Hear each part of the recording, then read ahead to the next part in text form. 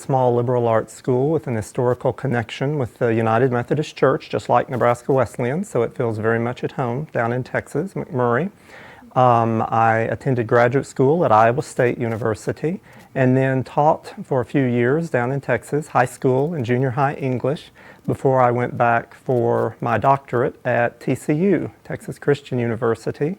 And upon graduating from TCU, I moved up to Nebraska. Nebraska is not that different in some ways from Texas, especially when I drive further west and get out into ranching country. It reminds me a lot of where I grew up. There are wide open spaces there. There's big sky. There's kind of an infinity, I guess, if you want to talk about a metaphorical connection where there's a lot of possibility to see a lot of different things. But at the same time, the starkness of the landscape makes a writer, I think, pay attention to details. A telephone pole stands out, a mailbox, a farmhouse, a barn. All of these things, these details become very important to a writer.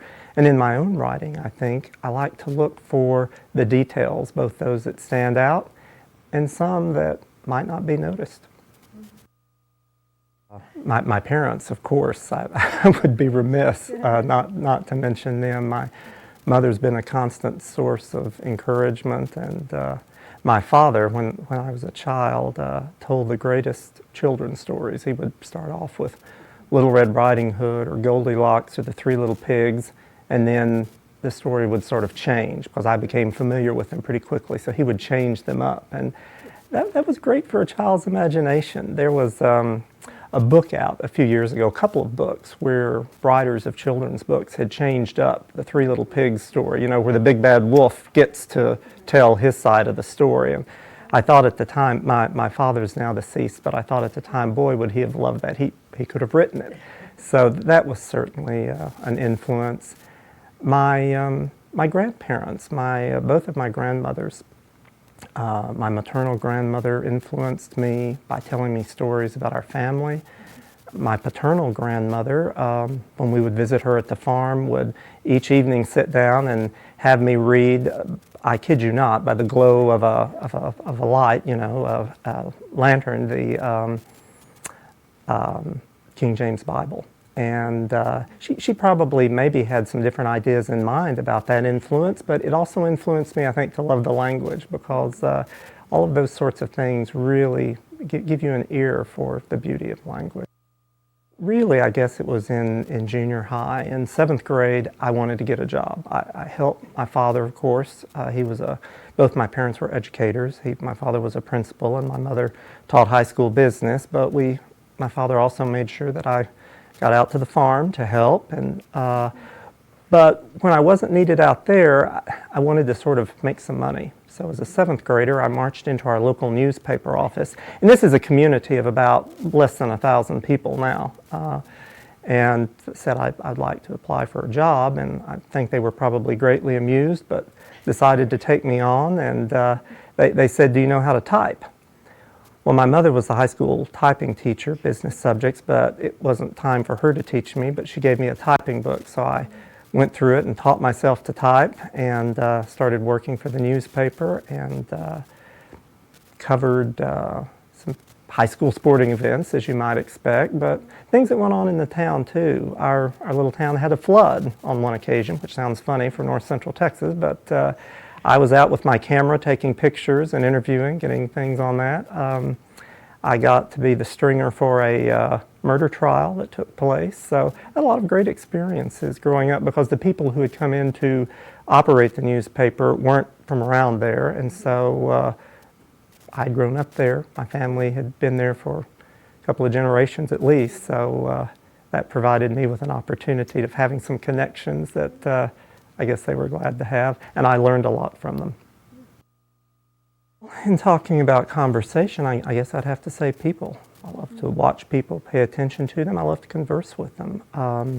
The way I got started on the first biography that I wrote about Mignon Eberhart was from an alum from Nebraska Wesleyan, a woman named Betty Dyer, who really promoted and kept Mignon Eberhart's name alive even after she died in 1996 by doing workshops and giving talks about her for the Nebraska Humanities Council all across the state.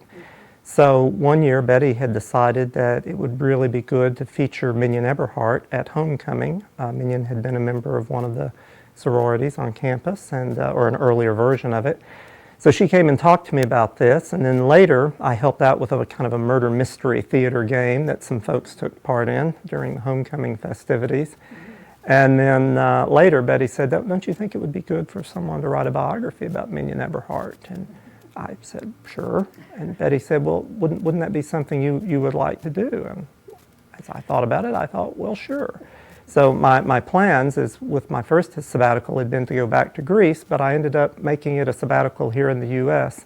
and spent that year doing research on Mignon Eberhart. And so the people who I met, to get back to your question, really inspired me because they had stories to tell about Mignon Eberhart, very interesting stories. And seeking to find out more about who this writer was as a person and what things she was interested in, that continued to inspire and motivate me. I've said the process of writing the biography was sort of like solving a mystery in itself, and I'm not sure that it's solved. I got some more answers, you know, or putting together a puzzle maybe. So the nice thing, though, I think about reading a biography or any other book is that writers can do with the pieces they see as they will, so they might find some other answers or some other ways of putting things together. That would be one where I would think probably I should leave that to readers to look at and answer that question. But, you know, I have thought a bit about the process of the particular genre I've been writing, biography. And there was a biographer by the name of Catherine Drinker Bowen who published a number of biographies and also wrote a biography on the art and craft of writing biographies.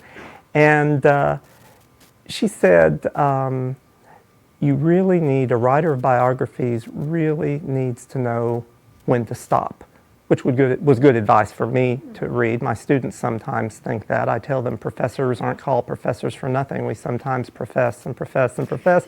But I think writers have to figure that out too. Students who are learning how to write in a different discipline, I always tell them what you're learning is what you don't need to say. There are a lot of commonplaces, things that people in that discipline automatically understand. And so part of becoming a member of that community is knowing what you don't need to say. Biographers, I think, and writers are the same way. They need to know when to stop and what information doesn't need to be included. And in my enthusiasm in the first Eberhart biography, I may not have, because I really included a lot of information. I didn't know that it would be the definitive biography, but I thought it might be one of the only biographies written about her, and I wanted to put together as many pieces as possible. But I think as an effusive speaker and writer, that message of restraint is a good one. Well, in the case of Eberhart, yes and no. Both fans of Eberhart who wanted to know, and a lot of them older because Eberhart's not much in print these days, but who wanted to know more about her, but also readers who might not have ever heard of her, who I might be able at some level to persuade to attend to her and her writing. Audience is a curious thing. People always say, whether in speaking or writing, you should know your audience.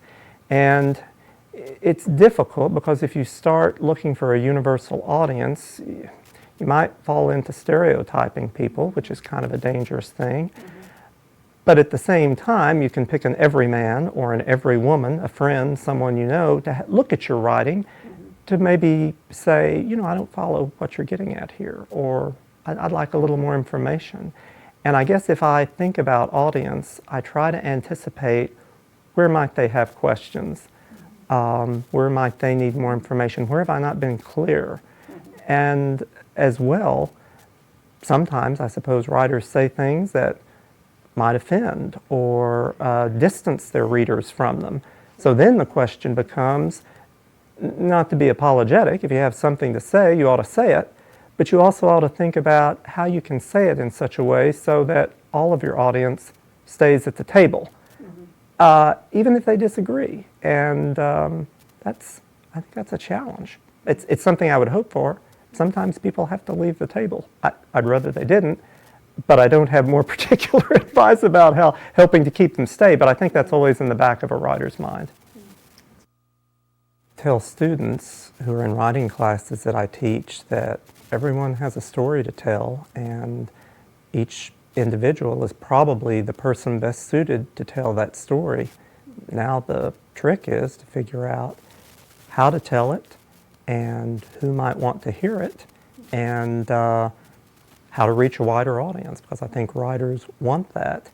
I think it's good, as I mentioned earlier, with the Wesleyan Writers Group and all to find a community. It sounds a bit cliched, but maybe to find people who also take the business of writing seriously. They serve as a good sounding board for what a writer is doing. And of course, to read. You know, I'm probably taking coals to Newcastle as I say this to your viewing audience, because of course you want good writers are typically good readers. I like to look at the New York Times book reviews, other book reviews, to get ideas about what I might want to be reading next. I like to talk to my friends again. A dear friend and colleague, Scott Stanfield, in the English department, is one of the best read people I know, and he always has advice on things that I might want to add to my bookshelf. Good afternoon. My name is Meredith McGowan, and I am the curator of the Heritage Room, and I'd like to welcome you to the Heritage Room and to the John H. Ames Reading Series. We're glad that this series has been in existence for more than 25 years now, and obviously we're holding this on the third Sunday of the afternoon at 2 p.m., and here you are to enjoy the program. This is the 191st reading, and we talked about this. We were kind of excited about 200, but I think that's next year, so I hope you'll all be back for the 200th reading next year. We are here in the Jane Pope Geske Heritage Room of Nebraska Authors. It's a special collection that's dedicated to promoting and preserving works by and about Nebraska authors.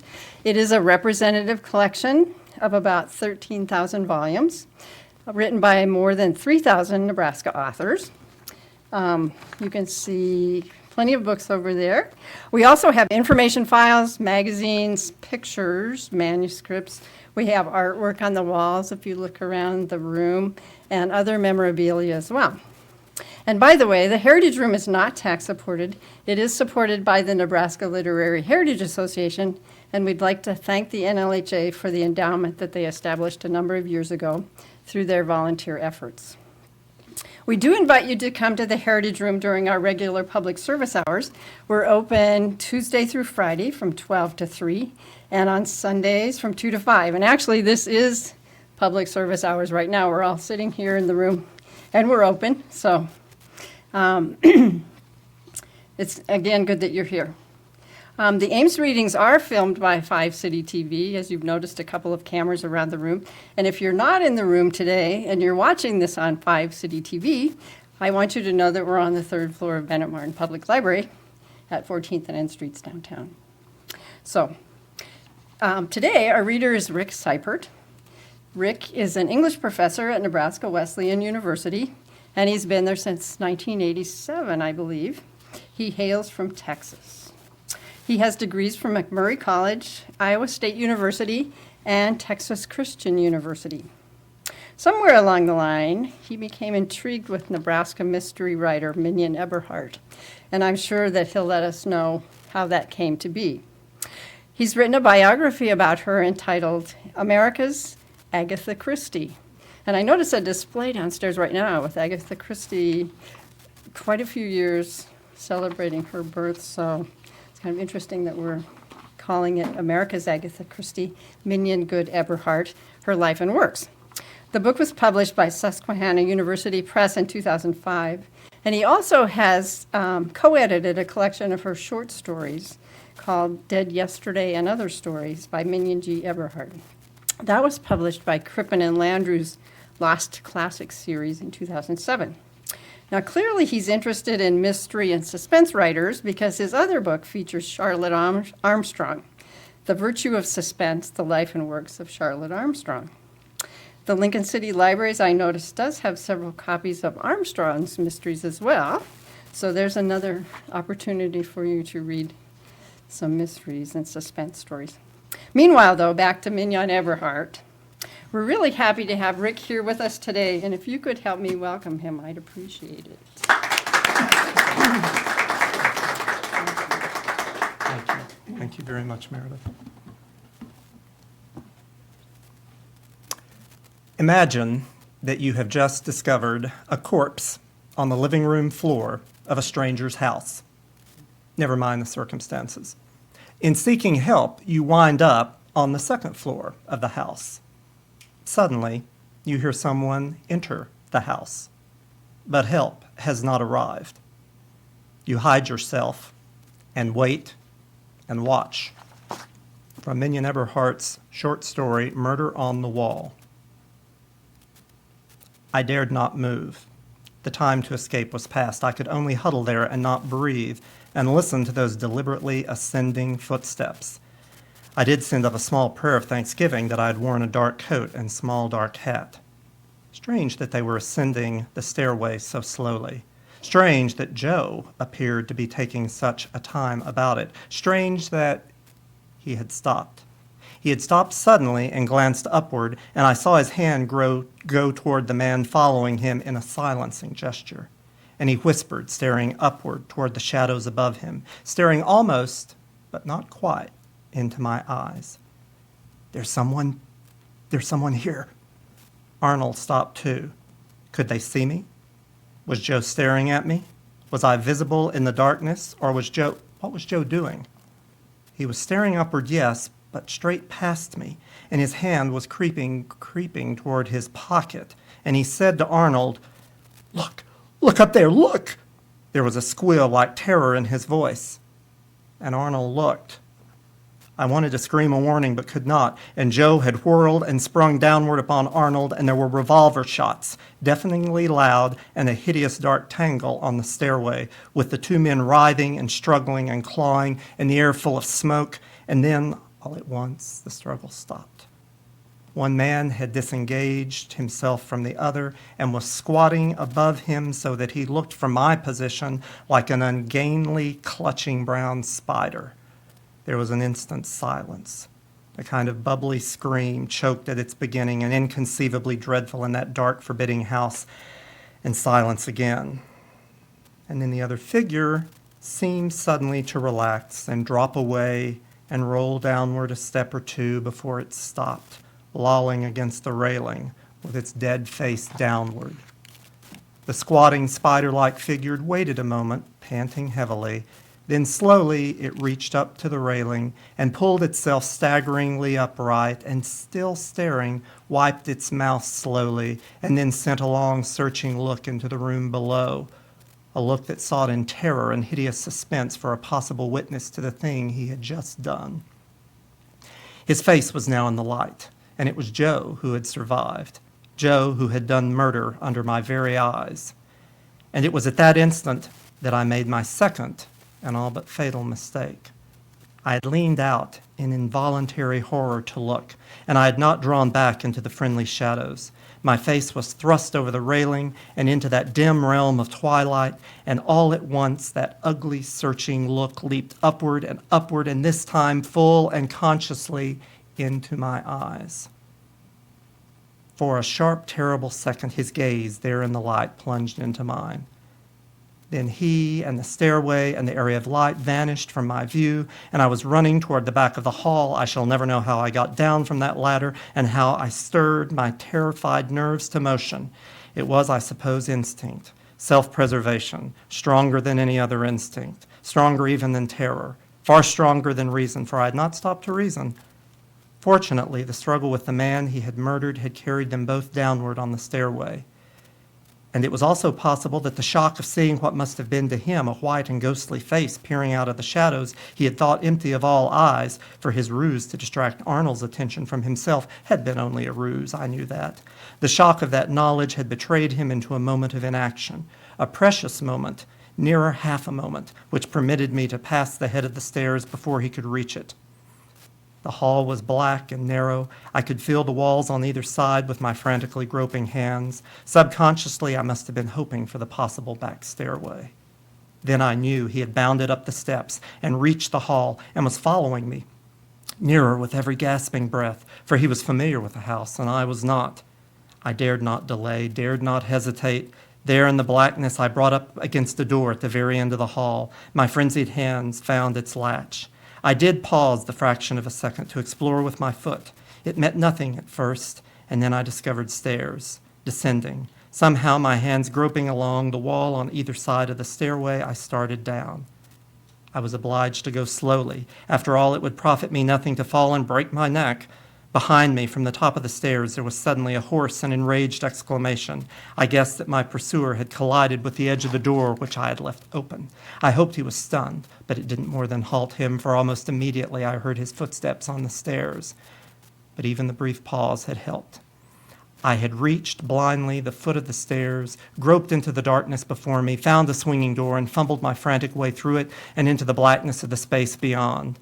Then, perforce, I stopped. I was probably in the kitchen. There should be a dining room beyond it, and in the room where the dead man lay, where two dead men lay now, but beyond that room, with any luck, was escape. I must then find my way into that dining room and through the parlor, and I must do it at once, now, quick, before the murderer reached the swinging door that separated us. It was, I knew, my life against his, and I had just seen him do murder, deliberately, without compunction. But I could not find the door. I found cupboards, an icebox, a window, a table, two tables, all manner of kitchen furnishings seemed to become possessed of life and rise out of the blackness to trip or strike at me. And the man called Joe had reached the bottom of the stairs. I had stopped in my frantic, confused search and listened. My blood literally congealed in my veins when I heard a faint squeak of a door on its hinges and a motion across the room. He was there then, in that black kitchen, with me. We, however, are safe here in the Heritage Room of Bennett Martin Library, where I'm delighted to have the opportunity to spend a bit of time with you this afternoon talking about Mignon Eberhart, reading some excerpts from a biography I wrote about her, sharing some passages from the works that I hope will inspire you to renew an acquaintance or meet a new friend in the mystery genre. In titling the biography of Eberhart, America's Agatha Christie, I agitated, I am sure, some Agatha Christie fans. I did not choose the title for the reasons they expected. Mignon Eberhart, you see, did not care for the title, America's Agatha Christie. Nonetheless, one may find some basic similarities between Eberhart and Christie. Both were born in small cities to upper-middle-class families. Both were married more than once and experienced marital strife. Both were practical, no-nonsense women who nonetheless enjoyed the company of their pets, small children, and their circle of friends. Both maintained a lifelong love of opera and theater, and both were politically conservative. And both were prolific. Over a 60-year writing career, Mignon Eberhart produced 59 novels, numerous short stories, and even a few plays.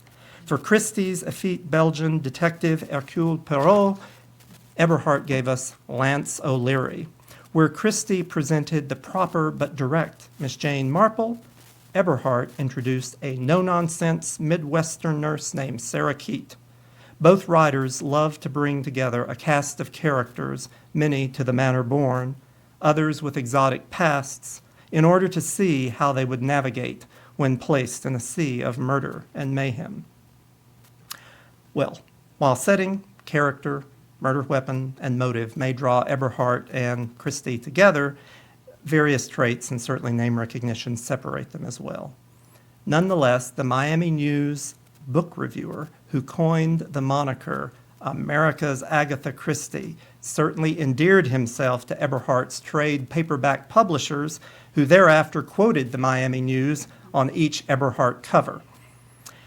Eberhart, in fact, preferred the title First Lady of Mystery, as she indicated in a letter to one of her Random House editors, Joe Fox. Such a title, after all, was more in keeping with one of her American forerunners, Mary Roberts Rinehart, who had been labeled the Dean of American Mysteries. While such public relations issues might seem an odd way to begin thinking about the life of one of the most popular American mystery novelists of the 20th century, they isolate a ray of light on Eberhart's multifaceted gem-like career.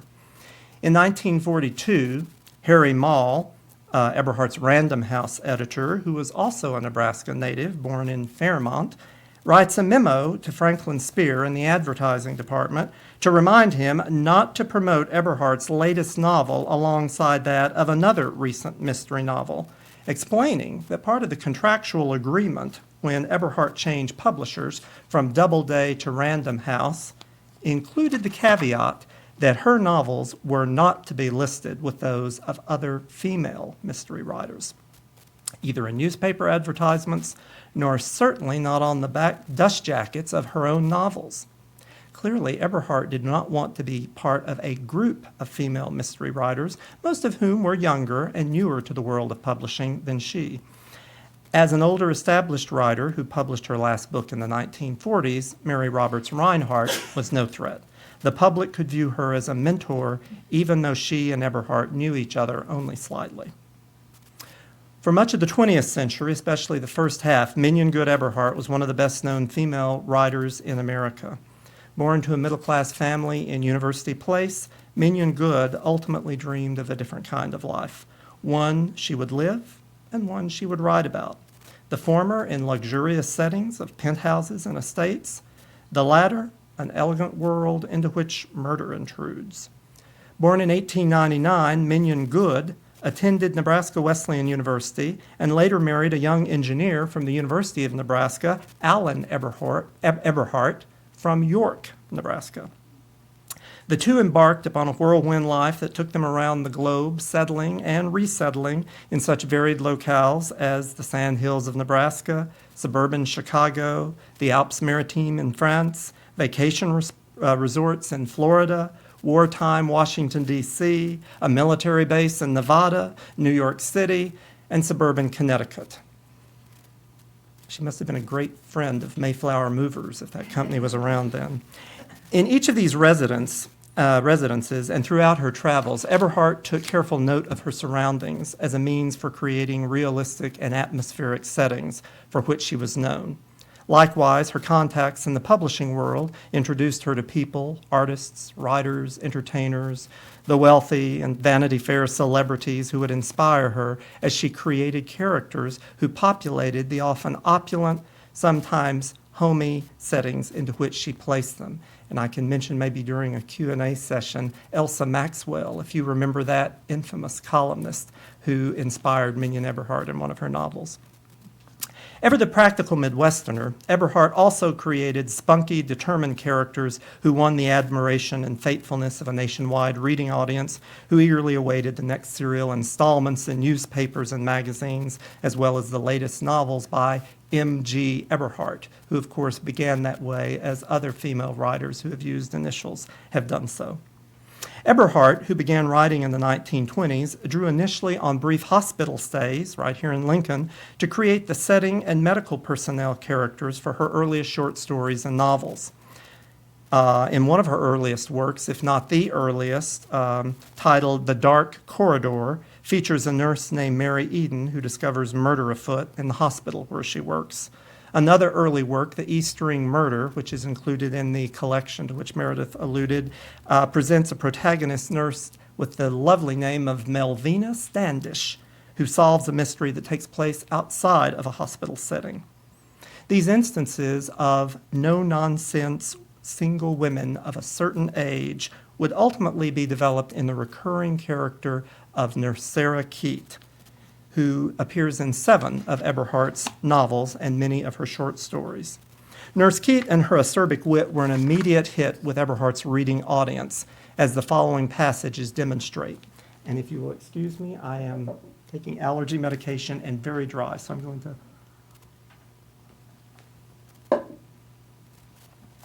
In From This Dark Stairway, 1931, Nurse Keat, after noting an emerging romance between a murder suspect and a young nurse, sniffily observes, "There is far less love-making in a hospital than the general public seems to think. It is difficult to grow sentimental over surgical dressing and temperature charts and digestive reactions. At the same time, it is true that there is something rather enticing about a nurse's severe white uniform and starchy little cap. Well, inevitably, Nurse Keats' duties for her patients, as well as her attempts to stay one step ahead of murder, wear her out. She is forever, it seems, trying to catch a nap. In Murder by an Aristocrat, 1932, for example, she explains to readers a surefire antidote for insomnia. I tried counting sheep. I tried making my vision a blank. I tried thinking of the virtues of my family, as someone once advised me to do as a cure for insomnia. The latter expedient was almost my undoing. My accumulating rage reached a small climax with the thought of my cousin's gift to me last Christmas, 6 pairs of gray woolen bed socks, knitted and inexpressibly spinsterish. And I found myself farther from sleep than ever. I became calmer, however, thinking of some of the more entertaining surgical operations at which I had assisted. And in Man Missing, 1954, the same situation prevails as Nurse Keat attempts to sleep on the grounds of a military base in Nevada. I couldn't compose myself to sleep at once. Indeed, I was only catching the very skirt of sleep when the Marine Band started up on the green outside BOQ, tootling away with the Halls of Montezuma, which they always began and ended. It is a noble tune. Indeed, it increases the pulse and brings a kind of lump in your throat, and you think of Guadalcanal and Tarawa and Iwo Jima and Belleau Wood if you are as old as I am. It is not, however, conducive to slumber. They followed it magnanimously, although not too spiritedly, with anchors away. Somewhere in the middle of the wide blue yonder, I did go to sleep. When not sleeping, however, Nurse Keat is an acute observer of character and conversation. In Murder of an Aristocrat, she is careful to distinguish the pronoun between woman and man's best friend. At the last moment, the dog, whose name, by the way, was Pansy, decided to go along and waddled fatly down the drive. In their wake, her long ears flapping and her tongue lolling, and had to be called back and forcibly restrained by Janice. She was, it seemed, a creature of temperament. The dog, I mean. And as I helped my patient upstairs to his room for a rest, I could hear her yapping angrily from the library. And later, motive for murder gets mixed up with religion as 2 characters have it out in front of Nurse Keat about the likelihood of a servant having committed murder. Don't you remember the old-time revival meetings, Adela? How regularly Emmeline was converted, how she wept, how she sang, how she went around for days in a trance. There haven't been any real old-time revivals for years now. Probably she's missed them. Hilary, interrupted Adela, you are preposterous. Are you seriously intimating that Emmeline killed Bayard because she didn't go to a revival meeting? Happily, Mignon Eberhart's talent did not begin and end with her sense of humor. It was her ability to create the atmosphere conducive to her plots that kept readers turning the pages. In fact, she was praised by no less than Gertrude Stein, who met Eberhart in Chicago during her Lectures in America tour in the mid-1930s. After reading some of Eberhart's novels, Stein praised the young writer's ability to describe a setting, establish a tone, create a mood. In a letter written to Chicago literary editor Fanny Butcher, a friend of Eberhart's, after her return to France, Gertrude Stein comments, I've just been reading Mignon Eberhart's last book and about how Chicago looks, and it's a pleasure. We did like it. I can still see it out of the window. Stein, no doubt, referred to descriptions of downtown Chicago such as the following from The Dark Garden. The fog was growing heavier, and there was a hint of sleet on the windshield. Bits of automobiles loomed out of the fog here and there into confused, futuristic paths of light, automobiles with their radiators or their fenders mysteriously gone. It was a kind of Cheshire Cat effect, gone modern and very noisy. For whether in Chicago during a sleet storm or the Alpes-Maritimes in southern France during a howling mistral, Mignon Eberhart knew how to pull readers into a scene. In this excerpt from The White Cockatoo, 1933, the protagonist tries, like the reader, not to let his imagination run away with him. He does not succeed. The night had increased in violence while I sat at dinner, and it seemed to me that the rambling old house had become strangely a part of the tumultuous night and was sharing its violence. It shook and rattled and swept bitter draughts through the corridors, and when at length I opened the door that led into the window-lined corridor of the north wing, the cold rush of air swooped upon me like some frightened creature let loose. It was a night to bring out the witches. Indeed, you'd have been willing to swear that they were already out and whirling and surging madly up and down and through and around the court in a furied witches' Sabbath. The light under the arch was tossing. Black shadows were flying grotesquely. The thick shrubs and vines in the corners had come alive and were flinging themselves violently about. The corridor windows were rattling. The lobby across the court was dark, and not a thread of light was shining through any of the shuttered windows. There were only that small tossing light under the entrance arch and those wild flying shadows. I wished suddenly that I had chosen a less desolate and windswept place. Instinct is always stronger when you are about half asleep. I disliked the old hotel, disliked particularly the witch-ridden courtyard. It was quite suddenly sinister. It seems a fanciful and imaginative word, and God knows I'm not a fanciful or imaginative man, but that was the only word that was apt. The place was sinister. It threatened.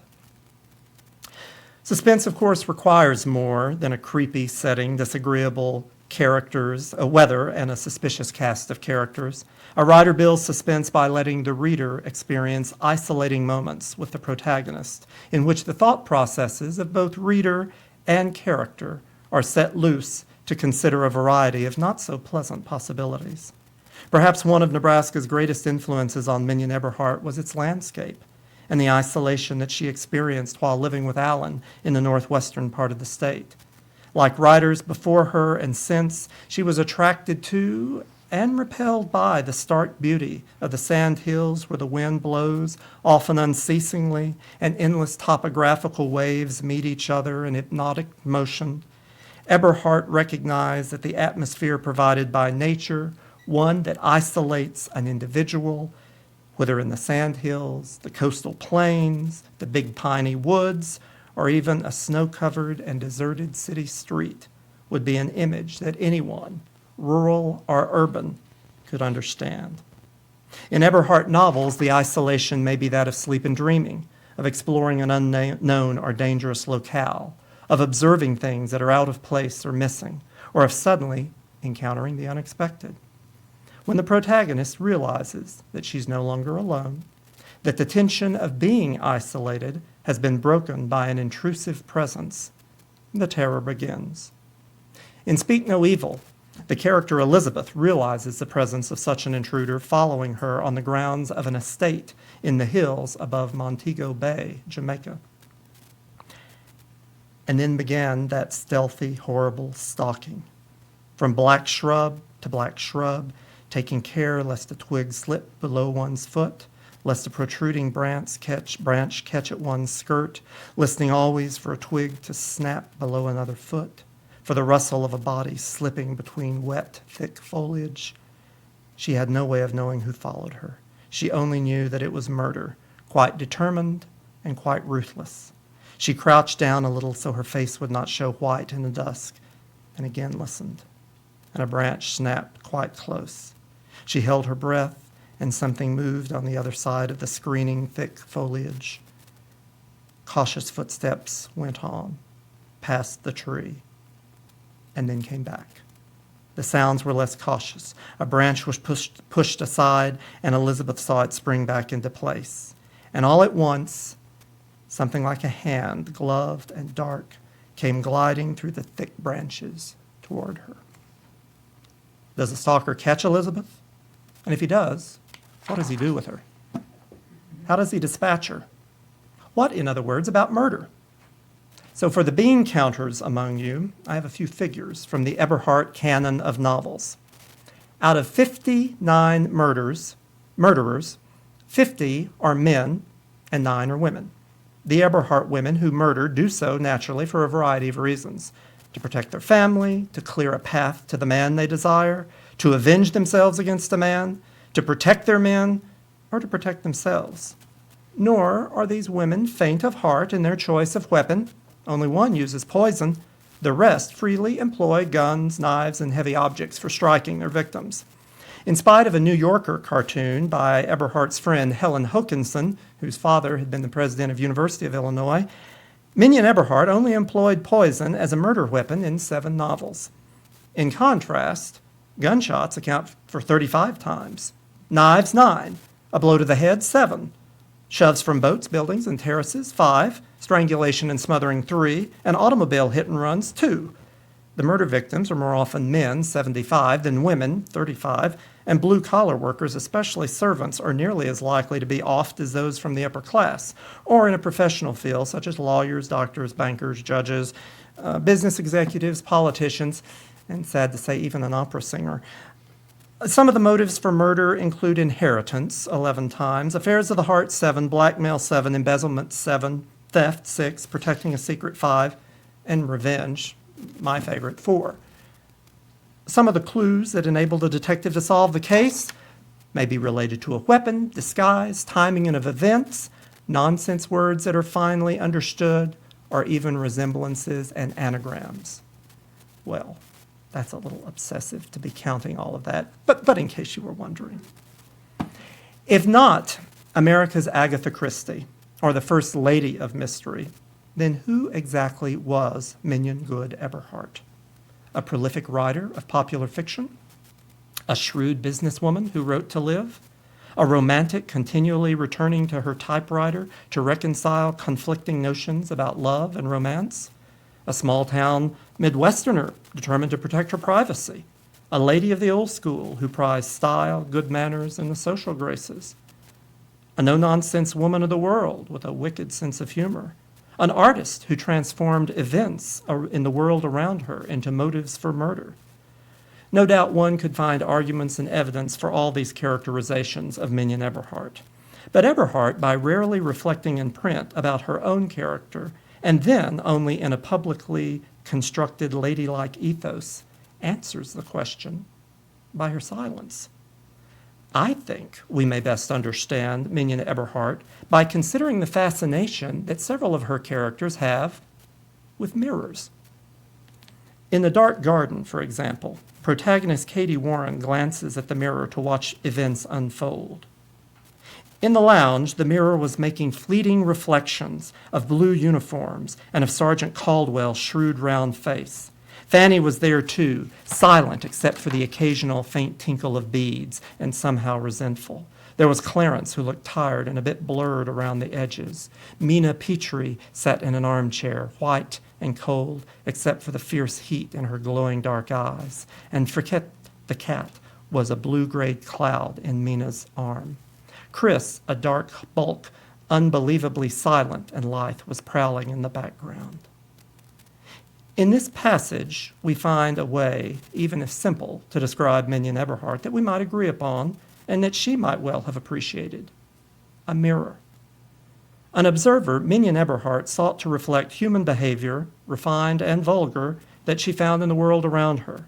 Cognizant of her surroundings, she sought to experience them, whether a walnut panel library in a country home or a lush tropical estate, in all their beauty and potential horror, in order to accurately describe them for her readers.